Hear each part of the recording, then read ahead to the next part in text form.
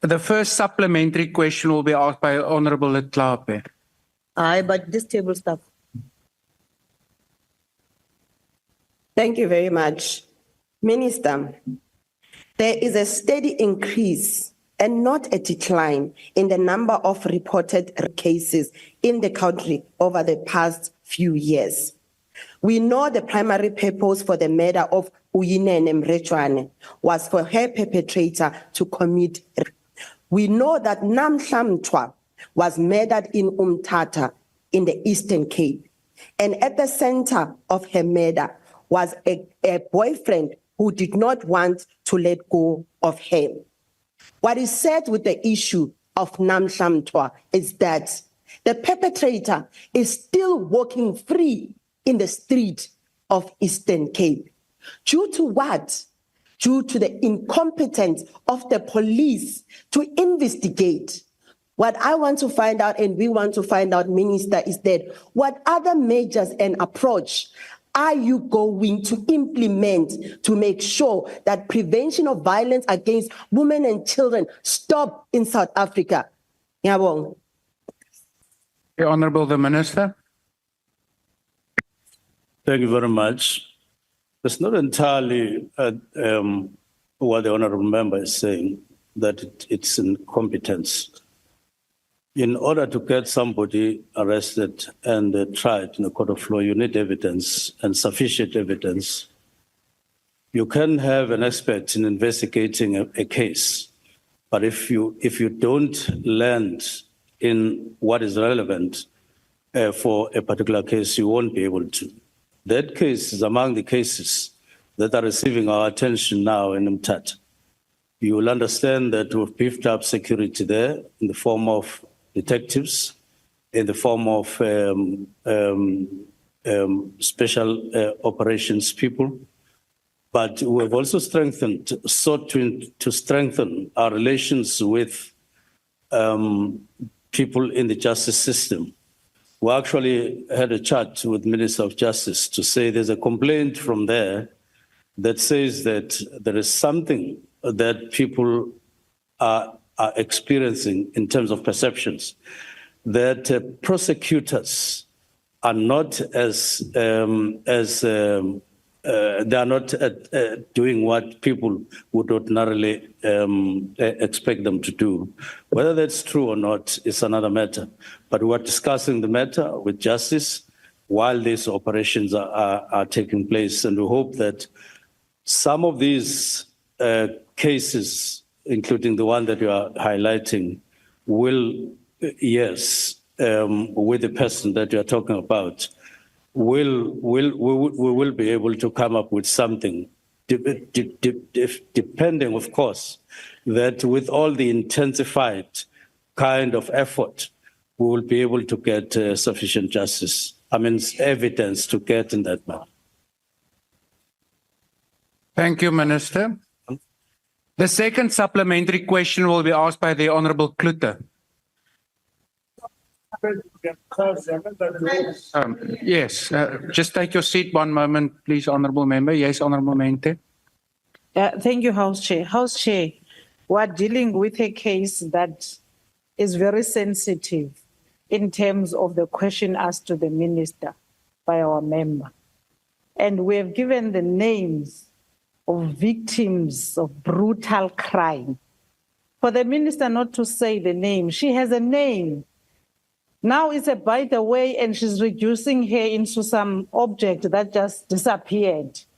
Yeah. Her name is Namhla.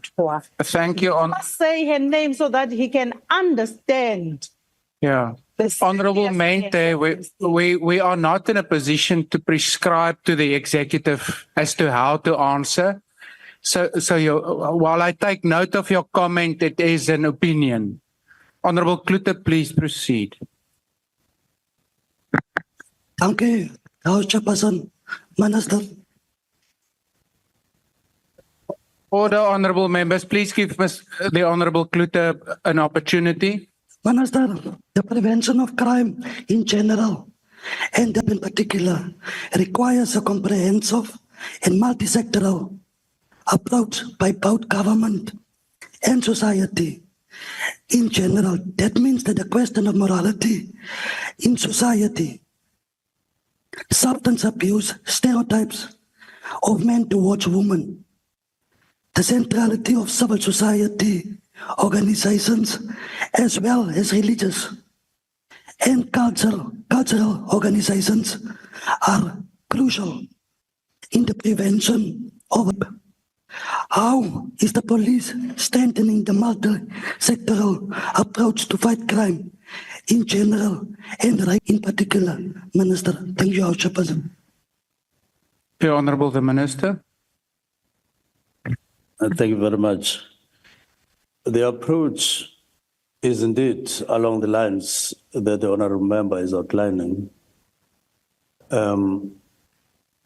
Communities differ one from the other. Other communities are highly organized in the sense that they're able to organize a neighborhood watch groupings.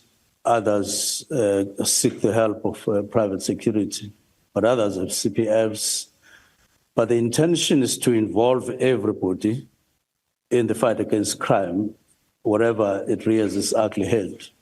We ourselves, in relation to metros, have started a program where we really make an effort out of our way and gather together, like we did yesterday in the City Hall here, get all the active social groupings in one place and listen to them, and including their advices, and then start implementing the outcome of such. So we do consult, we do involve, and we do work with social groupings in fighting crime. Thank you. Thank you. The third supplementary question will be asked by the Honourable Nontenja.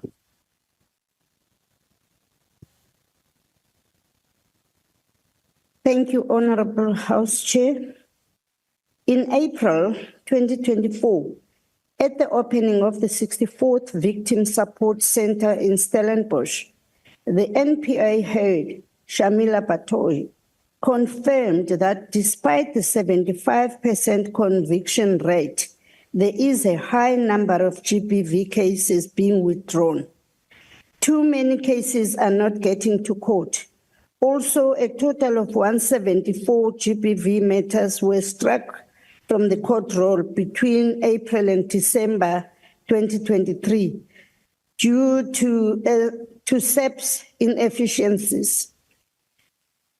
Honourable Minister, the question is, have you or the department has considered a more effective solution to reduce rape cases from being withdrawn and train police officers to be more sympathetic and sensitive with the GBV matters and victims? If yes, what are the relevant details? Honourable Member. If no, why? Thank you. Honourable the Minister. Well, thank you very much, Honourable Member. I'm not sure about the red tape, and therefore I'm not going to be able to answer what you mean by red tape.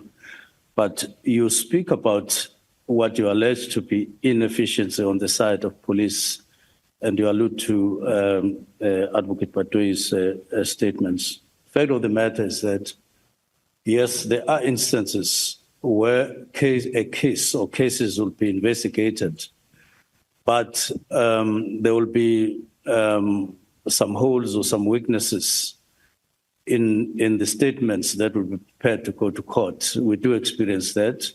And what is happening now is that we are having initial discussions to say, how do we make improvements, not just in relation to statements relating to GBVNF, but all statements in all cases, so that we improve in terms of the quality of the statements that all police take in police stations when those matters get taken to court, so that both the magistrate or judges on one hand and the defense lawyers on the other don't find easy loopholes so that cases get thrown out. So there is that particular feeling amongst us that there is such, but it's not red tape. Thank you. Thank you. The last supplementary question will be asked by the Honourable Thring.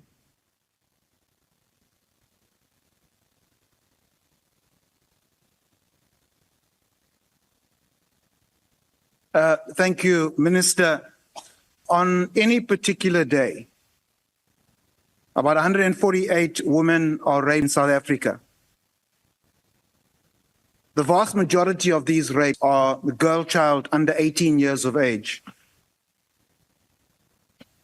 With pornography being the theory and the practice, the ACDP has on numerous occasions called for the banning of all forms of pornography which denigrates and objectifies women. That said, Minister, noting the poor conviction rate of around 14%, do you agree that better cooperation of all crime-fighting agencies needs to be improved in order to increase the conviction rate, and that there needs to be harsher sentences meted out to perpetrators of rape, including life sentences? If yes, how do you propose to implement this?